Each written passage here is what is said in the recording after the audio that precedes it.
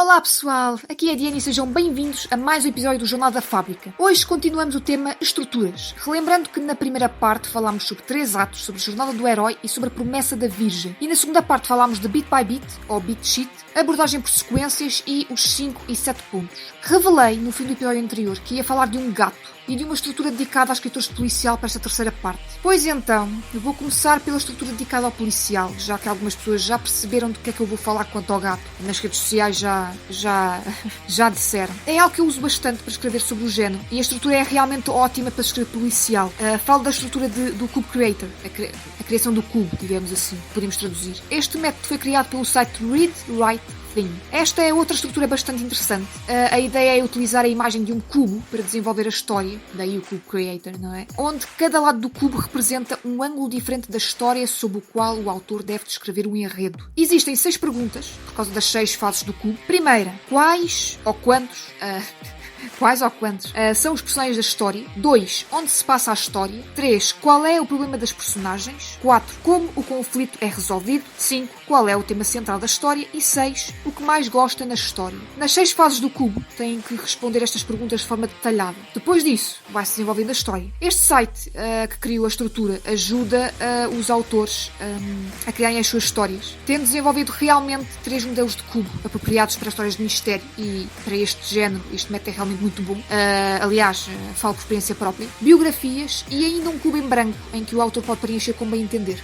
Avisando que este método também pode funcionar muito bem para histórias de drama, pelo menos é a opinião dos escritores do género. Deixamos o link na descrição do vídeo. E antes de chegarmos à estrutura do tal gato famoso, decidi falar-vos sobre uma outra estrutura bastante conhecida e um pouco mais minuciosa, que é a do floco de neve, ou Snowflake. Randy Ingermanson foi o criador deste método. A ideia é visualizar um floco de neve dividido em vários pedaços, em forma de triângulo, em que todos juntos formam uma figura. Ou seja, a estrutura começa por escrever uma frase que resume a história, depois um parágrafo, depois uma página, até ser criado o tal floco de neve, entre aspas. Falando de passo a passo, temos a primeira, que é resumir a história em apenas uma frase. Nesta fase, a ideia é resumir sem falar em nomes de personagens ou lugares concretos. Depois temos de transformar essa mesma frase num parágrafo. Aqui é para falar um pouco mais concretamente sobre a história, acrescentando o obstáculo do protagonista, o contexto e até o final. Depois temos de desenvolver estes personagens. Aqui pretende-se um resumo de uma página. O resumo deve conter as seguintes informações: o nome, o resumo do arco da personagem, pretende-se que seja numa frase, a motivação da personagem, o objetivo, o conflito, ou seja, os obstáculos que ela tem que passar, a evolução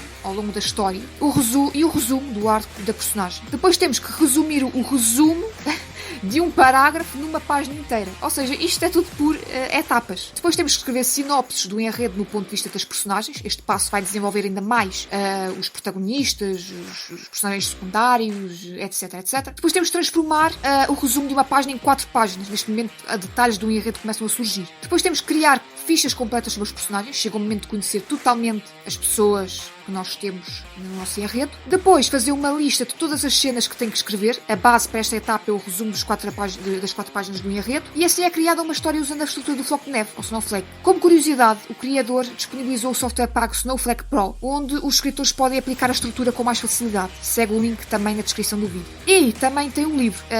Este método é bastante minucioso. Aliás, já deu para perceber pela forma como eu falei aqui, e tudo feito praticamente ao pormenor. Enfim, da minha parte, não gosto muito desta estrutura, embora já a ter utilizado. Eu não gosto muito de usar pormenores. As minhas ideias seguem um pouco mais fluem mais rapidamente. Mas enfim, cabe ao escritor decidir se pretende usar esta estrutura ou não, ou se deseja usá-la, ou se não quer usá-la de todo. A próxima estrutura é a famosa Save the Cat, com um ponto de exclamação no fim. Sim, é chamada carinhosamente, ou nem por isso, como a estrutura do gato. Nem sequer é como salva o gato. Este método partiu do livro com o mesmo nome do argumentista Blake Snyder. A estrutura Bit by Bit, que mencionei na segunda parte, está lá descrita. Save the Cat é um manual para a criação de guiões ou roteiros no Brasil. O título Salva o Gato, traduzindo literalmente, relaciona-se com a técnica de fazer com que os espectadores sintam empatia pelo protagonista. O método é colocar uma cena no começo onde o protagonista salva um gato e assim criar empatia no público. O gato é apenas algo metafórico, pode ser qualquer objeto. Mesmo que o protagonista seja um vilão, a ideia é que nas cenas iniciais se cause empatia com as pessoas. Isso também pode-se levar para os livros. O prólogo, ou o primeiro capítulo, pode mostrar algo bom do protagonista, mesmo que ele não seja assim tão bonzinho. Um exemplo que o autor usou foi o filme Pulp Fiction, em que os heróis, interpretados por John Travolta e Samuel L. Jackson. São dois assassinos, mas Tarantino faz eles parecerem engraçados e inocentes, mostrando uma cena em que eles dão nomes infalados na França a hambúrgueres.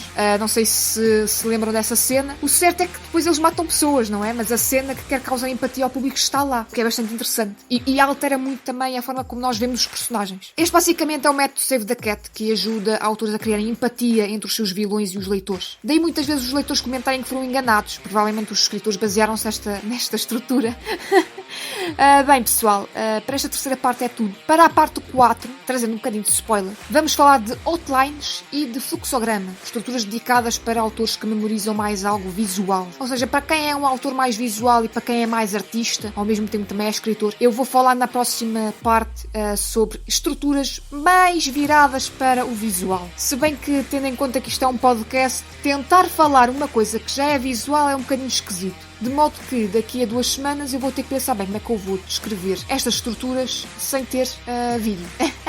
Sem ter imagem, basicamente. Portanto, pessoal, é isto. Eu vou tentar trabalhar o melhor que posso para vos explicar melhor estas estruturas, próximas estruturas. E é tudo, pessoal. Da minha parte é só. Na próxima segunda-feira temos a Michelle e volto daqui a 2 semanas com mais um Jornal da Fábrica. Até lá!